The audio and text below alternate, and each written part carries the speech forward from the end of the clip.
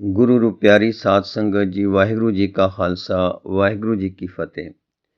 Professor Puran Singh ji ਨੇ doctor Stella ਕਰਾਮਰਿਚ ਦੇ 4 ਲੇਖਾਂ ਦਾ ਜੋ ਲੱਥਾ ਕੀਤਾ ਹੈ, ਉਸ ਦਾ ਪਹਿਲਾ ਲੇਖ ਹੈ ਹਿੰਦੁਸਤਾਨ ਦੀ ਰਸਕ ਕਿਰਤ ਤੇ ਦੀ ਕਰਤਾਰੀ ਸ਼ਕਤੀ।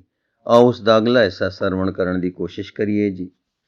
ਹਿੰਦੁਸਤਾਨੀ ਰਸਕ ਕਿਰਤ ਦੇ 2 ਹੀ ਜ਼ਰੀਏ ਹਨ, ਜਿਨ੍ਹਾਂ ਨਾਲ ਅਰੂਪ ਸਵੈਭੰਗ ਨੂੰ ਮੂਰਤੀ ਦੁਆਰਾ ਦੱਸਿਆ ਜਾਂਦਾ ਹੈ, ਅਰਥਾਤ ਅੰਗਾਂ ਦੀ ਜੁੜਤ ਤੇ ਅੰਗਾਂ ਦਾ ਲੈਅ ਭਰਿਆ ਰਾਗ ਤਾਲ।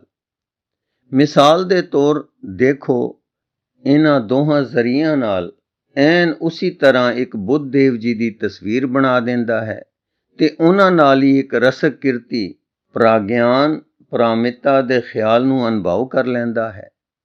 ਤੇ ਚਿੱਤਰ ਰਚਨਾ ਦੇ ਇਸ ਅਸੂਲ ਥੀ ਬਿਲਕੁਲ ਵੱਖਰੀ ਇੱਕ ਹੋਰ ਚੀਜ਼ ਉਹ ਲਹਿਰਾਂ ਖਾਂਦੀ ਜੀ ਮੌਜ ਹੈ, ਜਿਹੜੀ ਹਰ ਇੱਕ ਸ਼ਕਲ ਤੇ ਚਿੱਤਰ ਰਚਨਾ ਵਿੱਚ ਦੌੜਦੀ ਦਿਸ ਰਹੀ ਹੈ।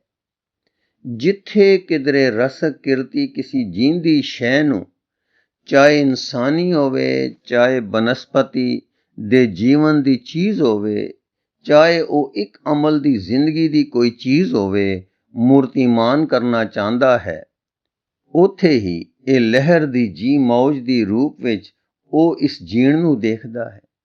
ਉਹਨੂੰ ਜ਼ਿੰਦਗੀ ਸਦਾ ਇੱਕ ਲਹਿਰ ਦੀ ਹਿੱਲਣ ਵਿੱਚ ਪ੍ਰਗਟ ਹੁੰਦੀ ਹੈ, ਅਥਵਾ ਇੱਕ ਗੀਤੀ ਚਾਲ ਵਿੱਚ। ਇਸ ਕਰਕੇ ਹਿੰਦੁਸਤਾਨ ਦੀ ਰਸਕ ਕਿਰਤ ਦਾ ਵੱਡਾ ਤੇ ਆਗੂ ਯਾਨੀ ਮੋਟਿਵ ਚਿੱਤਰ ਬਣਾਉਣ ਦਾ ਤਰੀਕਾ ਇੱਕ ਕੰਵਲ ਦੀ ਲਹਿਰ ਦੀ ਡੰਡੀ ਹੈ। ਇਉਂ ਜਿੱਥੇ ਸੁੱਧ ਚਿੱਤ ਦੇ ਖਿਆਲ ਨੂੰ ਪ੍ਰਗਟ ਕਰਨ ਲਈ ਜਿਉਂ ਜਿਓਮੈਟਰੀ ਦੀ ਬਣਤ ਪੂਰੀ ਪੈਂਦੀ ਹੈ, ਜੀਵਨ ਨੂੰ ਪ੍ਰਗਟ ਕਰਨ ਲਈ ਇਹ ਲਹਿਰ ਦੀ ਗੀਤੀ ਚਾਲ ਹੈ। ਹਿੰਦੁਸਤਾਨੀ ਰਸਕ ਕਿਰਤ ਨੂੰ ਦੋਵੇਂ ਅਮੁਕ ਮਜ਼ਮੂਨਾਂ ਤੇ ਅਣਗਿਣਤ ਅਨੁਭਵਾਂ ਦੀਆਂ ਦਾਤੀਆਂ ਹਨ, ਪਰ ਇਹਨਾਂ ਥੀ ਹਾਲੇ ਹੋਰ ਵੀ ਇਲਾਵਾ ਇੱਕ ਤੀਸਰਾ ਭਾਗ ਹੈ, ਅਰਥਾਤ ਰਸਕ ਕਿਰਤ ਦੀ ਆਪਣੀ ਆਮਦ ਖਾਸ, ਜਿਸ ਦੀ ਚਿੱਤਰ ਰਚਨਾ ਕੇਵਲ ਉਹਦੇ ਆਪਣੇ ਆਪ ਦੀ ਹੀ ਲਖਣਾ ਕਰਾਂਦੀ ਹੈ। ਮੂਰਤਾਂ ਦੇ ਢੇਰ ਲਾਈ ਜਾਣਾ ਇਸ ਸਿਰਜਣਹਾਰੀ ਕਰਤਾਰੀ ਸ਼ਕਤੀ ਨੂੰ ਪ੍ਰਗਟ ਕਰਨ ਹਾਰਾ ਕੰਮ ਹੈ, ਤੇ ਲਕੀਰ ਦੀ ਜਿੰਜ ਹਿੰਦੁਸਤਾਨੀ ਰਸਕ ਕਿਰਤ ਵਰਤਨ ਹੈ, ਉਹ ਵਰਤਨ ਦੱਸਦੀ ਹੈ ਸਿਰਜਣਹਾਰੀ ਕਰਤਾਰੀ ਪਿਆਰ ਨੂੰ। ਇਹ ਸਭ ਗੱਲਾਂ ਬੌਂ ਕਰਕੇ ਖਿਆਲੀ ਅਵਸਥਾ ਦੀ ਚਿੱਤਰ ਰਚਨਾ ਜੀਆਂ ਦਿਸਦੀਆਂ ਹਨ, ਪਰ ਬੰਦਾ ਕਰ ਕੀ ਸਕਦਾ ਹੈ, ਜਦ ਕਿ ਰਸਕ ਕਿਰਤੀਆਂ ਦੀਆਂ ਜੀਂਦੀਆਂ ਜਾਗਦੀਆਂ ਅੰਗਿਕ ਤੇ ਗੁੰਜਦਾਰ ਸੋਹਣੀਆਂ ਚੀਜ਼ਾਂ ਨੂੰ ਨਿਮਾਣੇ ਲਫ਼ਜ਼ਾਂ ਦੁਆਰਾ ਪ੍ਰਗਟ ਕਰਨ ਦਾ ਯਤਨ ਕੀਤਾ ਜਾਂਦਾ ਹੈ। ਭਾਵੇਂ ਕਿਸੇ ਰੂਹਾਨੀ ਅਵਸਥਾ ਨਾਲ ਰਸਕ ਕਿਰਤ ਮਿਲਦੀ ਹੋਵੇ, ਇਹ ਜ਼ਰੂਰ ਦੇਖਿਆ ਜਾਂਦਾ ਹੈ ਕਿ ਹਰ ਇੱਕ ਮੂਰਤ ਵਿੱਚ ਪ੍ਰਾਣਾਂ ਦੀ ਨਿਗ ਚੱਲ ਰਹੀ ਹੈ ਤੇ ਇੱਕ ਜੀਵਨ ਥਰਾਹਟ ਦੀ ਤੜਪ ਨਬਜ਼ ਵੱਜ ਰਹੀ ਹੈ। ਮਿਸਾਲ ਮੁੜ ਅਸੀਂ ਲੈਂਦੇ ਹਾਂ ਇੱਕ ਵਿਰਖ ਤੇ ਇਸਤਰੀ ਦੇ ਚਿੱਤਰ ਦਾ, ਜਿਹੜਾ ਇੱਕ ਖਾਸ ਚਿੱਤਰ ਵਿਦਿਆ ਦਾ ਆਪ ਚਿੰਨ੍ਹ ਹੈ। ਇਸ ਵਿੱਚ ਇੱਕ ਮਿਲਾਪ ਹੈ ਜਿਹੜਾ ਹਿੰਦੁਸਤਾਨ ਦੀ ਰਸਕ ਕਿਰਤ ਸਦੀਆਂ ਬੱਧੀ ਜ਼ੋਰ ਨਾਲ ਦਰਸਾ ਰਹੀ ਹੈ। ਇਹ ਕੇਵਲ ਕਿਸੇ ਇਸਤਰੀ ਦੀ ਨਾਜ਼ ਉਮਦਾ ਭਾਰੀ ਮੂਰਤੀ ਹੀ ਨਹੀਂ ਹੈ, ਇਸ ਤਸਵੀਰ ਵਿੱਚ ਖੇਡ ਰਹੀ ਇੱਕ ਰਾਗ ਲੈਅ ਹੈ, ਇੱਕ ਰਾਗ ਤਾਲ ਹੈ, ਜਿਹੜਾ ਵਿਰਖ ਦੇ ਤਣੇ ਵਿੱਚੋਂ ਦੀ ਤੇ ਇਸਤਰੀ ਦੀ ਰਗ ਰਗ ਤੇ ਸਾਰੇ ਸਰੀਰ ਵਿੱਚੋਂ ਗੂੰਜਦਾ ਲੰਘ ਰਿਹਾ ਹੈ। ਤੇ ਇਹ ਇੱਕ ਸੁਰਤਾ ਜਿਹੜੀ ਕਿ ਫੁੱਲਾਂ ਨੂੰ ਵੀ ਲਾਡ ਲਡਾ ਰਹੀ ਹੈ ਤੇ ਇਸਤਰੀ ਦੇ ਹੱਥਾਂ ਨੂੰ ਵੀ ਸੋਹਣੀ ਝੁਕ ਦੇ ਰਹੀ ਹੈ, ਤੇ ਸਾਰੇ ਸੰਗਮ ਨੂੰ ਇੱਕ ਅਜੀਬ ਅਕਹਿ ਰਸਲੀਨ ਏਕਤਾ ਦੀ ਕਹਾਣੀ ਕਥਾ ਬਣਾ ਰਹੀ ਹੈ। ਬੁੱਧ ਦੇਵ ਜੀ ਦੀ ਉਹ ਸ਼ਾਂਤ ਤੇ ਗੰਭੀਰ ਸੰਜੀਦਾ ਮੂਰਤੀ, ਜਿਹੜੀ ਕਿ ਇੱਕ ਵੱਖਰੇ ਆਪਣੇ ਅਧਿਆਤਮਕ ਪ੍ਰਭਾਵ ਵਿੱਚ ਰਹਿੰਦੀ ਹੈ, ਭਾਵੇਂ ਇੱਕ ਬੜੇ ਉੱਚੇ ਤੇ ਆਲੀਸ਼ਾਨ ਸਾਧਨ ਦੁਆਰਾ ਪਕਾਈ ਸੁਰਤ ਦੇ ਟਿਕਾਅ ਵਿੱਚ ਹੈ, ਤਾਂ ਵੀ ਉਹ ਸਾਰੀ ਮੂਰਤੀ ਇੱਕ ਅੰਦਰ ਦੀ ਰਾਗ ਲੈਅ ਤਾਲ ਨਾਲ ਭਰਪੂਰ ਹੈ। ਦੇਖੋ ਕਿੰਜ ਉਹਨਾਂ ਤਲੇ ਸਟੀਆਂ ਨੈਣਾ ਥੀ ਹੇਠਾਂ ਜੀਵਨ ਉਤਰ ਰਿਹਾ ਹੈ, ਤੇ ਕਿੰਜ ਇਹ ਜੀਵਨ ਰੌਂ ਮੁਲਾਇਮ ਬਾਹੀਂ ਰਾਹੀਂ ਤਲੇ ਜਾ ਰਹੀ ਹੈ, ਤੇ ਕਿੰਜ ਧਿਆਨੀ ਬੁੱਧ ਦੇ ਹੱਥਾਂ ਵਿੱਚ ਦੀ ਆਣ ਕੇ ਖਲੋ ਜਿਹੀ ਗਈ ਹੈ, ਕਿੰਜ ਸਾਰੇ ਸਰੀਰ ਉੱਤੇ ਚੱਲ ਰਹੀ ਹੈ ਤੇ ਪਦਮ ਆਸਨ ਉੱਤੇ ਬਿਰਾਜਮਾਨ ਹੈ। ਤਥਾਗਤ ਦੀ ਸਮਾਧਿਸਤ ਤੇ ਪੂਰ ਨੂਰ ਸਰੀਰ ਦੀ ਅੰਦਰਲੀ ਏਕਤਾ ਤੇ ਇੱਕ ਸੁਰੈਲਤਾ ਕਿਸੇ ਪੱਥਰ ਮੂਰਤੀ ਦੀ ਅੰਗਿਕ ਸ਼ਕਲ ਵਿੱਚ ਤਾਂ ਨਹੀਂ ਦੱਸੀ ਜਾ ਰਹੀ, ਤੇ ਨਾ ਕਿਸੇ ਕਿਰਤ ਦੀ ਘਾੜ ਦੀ ਬਕਾਇਦਾ ਤੇ ਫੱਬੀ ਸੱਜੀ ਸਡੋਲਤਾ ਵਿੱਚ ਦੱਸੀ ਜਾ ਰਹੀ ਹੈ। ਇਹ ਤਾਂ ਕੇਵਲ ਇਸ ਅੰਗ ਵਿੱਚ ਰਚੇ ਵਗਦੇ ਜੀਵਨ ਰਾਗ ਦੀ ਲੈਅ ਵਿੱਚ ਜਿਹੜੀ ਇੱਕ ਥਾਂ ਥੀ ਦੂਜੇ ਥਾਂ ਵੱਲ ਅਕਹਿ ਵਗ ਰਹੀ ਹੈ, ਕੇਵਲ ਇਸ ਜੀਵਨ ਦੀ ਵਗਦੀ ਜੀ ਮੌਜ ਤੇ ਉਹਦੇ ਤਾਲ ਦੁਆਰਾ ਪ੍ਰਗਟ ਕੀਤੀ ਜਾ ਰਹੀ ਹੈ। ਨੱਚਦੇ ਨਾਟਰਾਜ ਸ਼ਿਵਾ ਦੀਆਂ ਬਹੁਤ ਸਾਰੀਆਂ ਕਿਸਮ ਦੀਆਂ ਮੂਰਤਾਂ ਵਿੱਚ ਨਾ ਅੱਗਾ ਨਾ ਪਿੱਛਾ ਨਾ ਸੱਜਾ ਨਾ ਖੱਬਾ ਕੁਛ ਰਿਹਾ ਹੀ ਨਹੀਂ। ਸਿਮਤ ਗਾਇਬ ਹੋ ਚੁੱਕੀ ਹੈ ਤੇ ਨਾ ਇਸ ਨਾਚ ਵਿੱਚ ਕੋਈ ਬੋਲਦੇ ਹੱਥਾਂ ਪੈਰਾਂ ਦੇ ਇਸ਼ਾਰੇ ਹਨ। ਇੱਥੇ ਤਾਂ ਨਾਚ ਚਾਲ ਨੇ ਸਭ ਮੂਰਤ ਨੂੰ ਰਾਸ਼ੀਲਾ ਕਰ ਦਿੱਤਾ ਹੈ।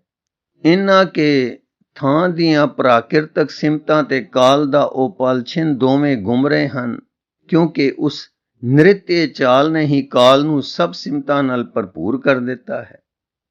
ਇਸ ਨੱਚਦੀ ਸ਼ਕਤੀ ਦੇ ਉਹਦੇ ਆਪਣੇ ਅਨੁਭਵ ਵਿੱਚ ਰਸਕ ਕਿਰਤੀ ਨੂੰ ਜ਼ਰੂਰੀ ਲੋੜ ਪਈ ਹੈ ਕਿ ਉਹ ਇੱਕ ਐਸੇ ਸਰੀਰ ਦੀ ਨਵੀਂ ਕਾਂਡ ਕੱਢੇ ਜਿਹੜਾ ਆਪਣੀਆਂ ਬਾਹਾਂ ਦੀ ਬਹੁਗਿਣਤੀ ਕਰਕੇ ਹੀ ਆਪਣੀ ਅਲੌਕਿਕ ਚਲਾਉਣ ਵਾਲੀ ਤਾਕਤ ਨੂੰ ਮੂਰਤੀਮਾਨ ਕਰ ਦੇਵੇ।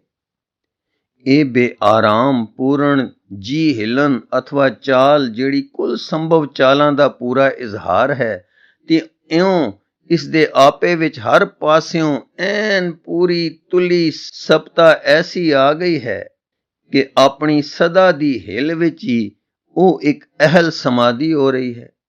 ਠੀਕ ਉਸੀ ਤਰ੍ਹਾਂ ਜਿਸ ਤਰ੍ਹਾਂ ਦੂਏ ਪਾਸੇ ਤੱਕੀਏ ਤਾਂ ਬੁੱਧ ਦੇਵ ਦੀਆਂ ਬੇਹਰਕਤ ਮੂਰਤਾਂ ਕਿਸੇ ਛੁਪੀ ਹਰਕਤ ਦਾ ਸਮੂਹ ਹਨ।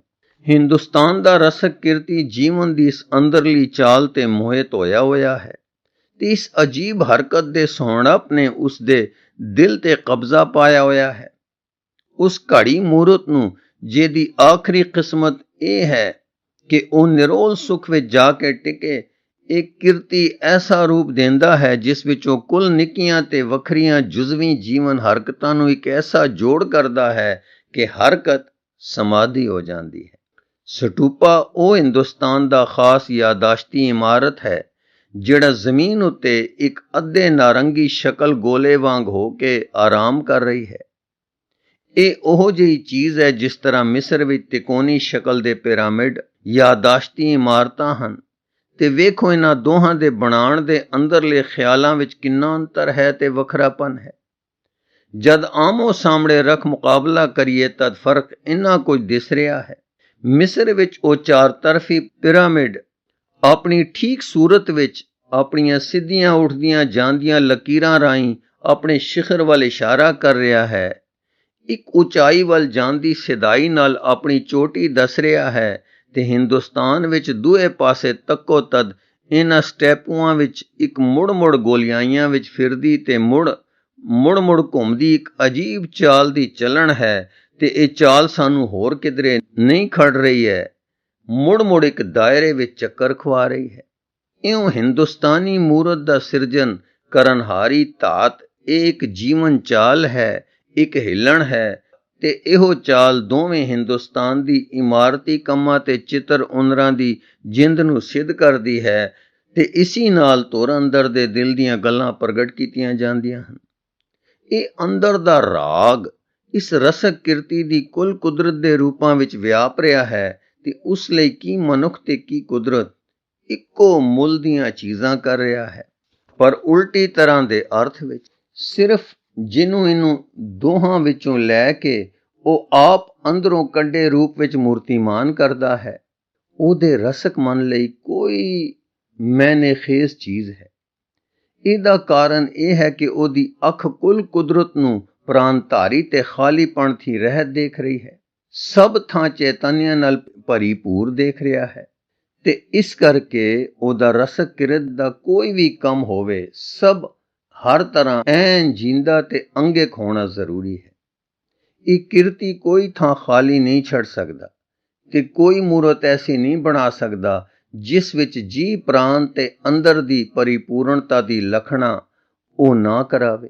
ਇਸ ਕਰਕੇ ਅਸੀਂ ਦੇਖਦੇ ਹਾਂ ਕਿ ਨਾ ਕੇਵਲ ਕੋਈ ਵੱਖਰੀ ਤ੍ਰੈਸਿਮਤੀ ਉਕਰੀ ਘੜਤ, ਨਾ ਕੋਈ ਵੱਖਰਾ ਚਿੱਤਰ ਰੂਪਾਂ ਨਾਲ ਪੂਰਾ ਭਰਿਆ ਕਜਿਆ ਢੱਕਿਆ ਪਿਆ ਹੁੰਦਾ ਹੈ, ਬਲਕਿ ਇਮਾਰਤਾਂ ਤੇ ਉਹਨਾਂ ਦੀਆਂ ਸਾਰੀਆਂ ਚੌਕਾਠਾਂ ਇਸੀ ਤਰ੍ਹਾਂ ਭਰੀਆਂ ਪਈਆਂ ਦਿਸ ਰਹੀਆਂ ਹਨ। ਮਿਸਾਲ ਦੇ ਤੌਰ ਤੇ ਦੇਖੋ ਸਾਂਚੀ ਦੇ ਬਾਹਰਲੇ ਵੜਨ ਦੇ ਵੱਡੇ ਦਰਵਾਜ਼ੇ, ਉਹ ਸਭ ਐਸੇ ਹੀ ਘੜੇ ਤਖਤਿਆਂ ਨਾਲ ਘਣੇ ਕੱਜੇ ਪਏ ਹਨ, ਜਿਸ ਤਰ੍ਹਾਂ ਉਹ ਤਖਤੇ ਆਪਣੀ ਥਾਂ ਤੇ ਆਪ ਰੂਪਾਂ ਨਾਲ ਭਰਪੂਰ ਕੀਤੇ ਹੋਏ ਹਨ। ਰਸਕ ਕਿਰਤੀ ਖਲਾ ਦੇ ਡਰ ਦਾ ਮਾਰਿਆ ਆਪਣੇ ਰੂਪਾਂ ਦੇ ਅੰਤ ਵੱਲ ਕਦੀ ਜਾਂਦਾ ਹੀ ਨਹੀਂ। ਰੂਪ ਦੇ ਖਤਮ ਹੋ ਜਾਣੇ ਥੀ ਉਹਨੂੰ ਡਰ ਲੱਗਦਾ ਹੈ ਤੇ ਇਸ ਕਰਕੇ ਉਹ ਇਮਾਰਤ ਦੀਆਂ ਤਰੇੜਾਂ ਵਿੱਥਾਂ ਨੂੰ ਵੀ ਰੂਪਾਂ ਨਾਲ ਭਰਨ ਦੀ ਕਰਦਾ ਹੈ ਤੇ ਇਮਾਰਤ ਦੇ ਸਿਰ ਉੱਪਰ ਜਿੰਨੇ ਹੋ ਸਕਣ ਓਨੇ ਹੀ ਬਾਹਰਲੇ ਬੁੱਤਾਂ ਦਾ ਛਤਰ ਰੱਖਦਾ ਹੈ। ਇਸ ਤਰ੍ਹਾਂ ਦੇ ਸਿਲਸਿਲੇ ਵਿੱਚ ਇੱਕ ਮੰਦਰ ਦਾ ਬਾਹਰ-ਵਾਰ ਨਾਨਾ ਪ੍ਰਕਾਰ ਦੀਆਂ ਰੰਗ ਬਿਰੰਗੀਆਂ ਮੋਮੀ ਮੂਰਤਾਂ ਵਿੱਚ ਪੂਰਾ ਘੋਲ ਦਿੱਤਾ ਜਾਂਦਾ ਹੈ। ਇੱਥੇ ਇਮਾਰਤੀ ਕਿਰਤ ਤੇ ਘਾੜੀ ਕਿਰਤ ਵਿੱਚ ਕੋਈ ਹੱਦਾਂ ਨਹੀਂ ਬਣੀਆਂ ਹੋਈਆਂ, ਇੱਕ ਦੂਜੇ ਵਿੱਚ ਘੁਲੀਆਂ ਮਿਲੀਆਂ ਹੁੰਦੀਆਂ ਹਨ ਤੇ ਇਹ ਇਹਨਾਂ ਦੋਹਾਂ ਦਾ ਮਿਲ ਪਿਘਲਣ ਵਿੱਚ ਇੱਕ ਰਸਕ ਕਿਰਤ ਦੇ ਉਸ ਪੁਰਸ਼ਾਰਤ ਦਾ ਨਤੀਜਾ ਹੈ ਜਿਹੜਾ ਪੁਰਸ਼ਾਰਤ ਕੇ ਕਿਸੇ ਮਕਾਨ ਦੇ ਇੱਕ ਸ਼ਾਂਤ ਖੜੀ ਬਣਤ ਨਾਲ ਸਬਰ ਨਹੀਂ ਕਰ ਸਕਦਾ ਤੇ ਇੱਕ ਸ਼ਕਲ ਵਿੱਚ ਦੂਜੀ ਸ਼ਕਲ ਦੀ ਉਤਪਤੀ ਕਰਨਾ ਚਾਹੁੰਦਾ ਹੈ ਤੇ ਇਉਂ ਕਰੀ ਜਾਂਦਾ ਹੈ ਜਦ ਤੱਕ ਕੋਈ ਮਿਸਾਲਾ ਉਹਦੇ ਹੱਥ ਵਿੱਚ ਬਾਕੀ ਹੁੰਦਾ ਹੈ, ਜਿਵੇਂ ਅਸੀਂ ਨੱਚਦੇ ਸ਼ਿਵਾ ਵਿੱਚ ਦੇਖ ਆਏ ਹਾਂ। ਇਸੀ ਤਰ੍ਹਾਂ ਰਸਕ ਕਿਰਤਕ ਅਰਥ ਵਿੱਚ ਇਹਨਾਂ ਮੰਦਰਾਂ ਦਾ ਵੀ ਅੱਗਾ ਪਿੱਛਾ ਬਾਕੀ ਨਹੀਂ ਰਿਹਾ। ਇੱਥੇ ਵੀ ਇੱਕ ਕਦੀ ਨਰੁੱਕੀ ਚਾਲ ਹੈ, ਇੱਕ ਹਰਕਤ ਹੈ ਜਿਹੜੀ ਕਿ ਗੋਲਾਈ ਵਿੱਚ ਵਿਆਪਕ ਸਥਿਤ ਹੈ। ਹਿੰਦੁਸਤਾਨ ਦੀ ਰਸਕ ਕਿਰਤ ਦੀਆਂ ਹੋਸਨਕਤਾਈਆਂ ਬੇਹੱਦ ਹਨ। ਇਹਦੀ ਸਿਰਜਣਹਾਰੀ ਅੰਦਰਲੀ ਕਲਾ ਇੱਕ ਰਾਗ ਤਾਲ ਲੈ ਵਿੱਚ ਹਿਲਦੀ ਮੂਰਤ ਦੀ ਧਾਤ ਨਾਲ ਤੇ ਧਾਤ ਵਿੱਚ ਆਦਮੀ ਤੇ ਕੁਦਰਤ, ਰੂਹ ਤੇ ਪ੍ਰਕਿਰਤੀ, ਮੋਮੀ ਘਾੜਾਂ ਤੇ ਇਮਾਰਤੀ ਬਣਤਾਂ ਦੀ ਏਕਤਾ ਦਰਸਾ ਦਿੰਦੀ ਹੈ। ਜਿਹੜੀਆਂ ਮੂਰਤਾਂ ਭਾਵੇਂ ਤਾਂ ਗਰਮ ਦੇਸ਼ਾਂ ਵਿੱਚ ਉੱਗਣ ਵਾਲੀ ਬਨਸਪਤੀ ਵਾਂਗ ਬਣੀਆਂ ਹੋਣ ਅਥਵਾ ਰਿਆਜ਼ੀ ਵਿੱਚ ਹੱਲ ਕੀਤੇ ਸਵਾਲਾਂ ਵਾਂਗ ਸਾਫ਼ ਸਿੱਧੀਆਂ ਹੋਣ, ਸਭ ਇੱਕ ਅੰਦਰਲੇ ਅਨੁਭਵ ਦਾ ਸਿੱਧਾ ਤੇ ਕੜਕ ਪ੍ਰਗਟਨ ਹਨ। ਵਾਹਿਗੁਰੂ ਜੀ ਕਾ ਖਾਲਸਾ, ਵਾਹਿਗੁਰੂ ਜੀ ਕੀ ਫਤਿਹ।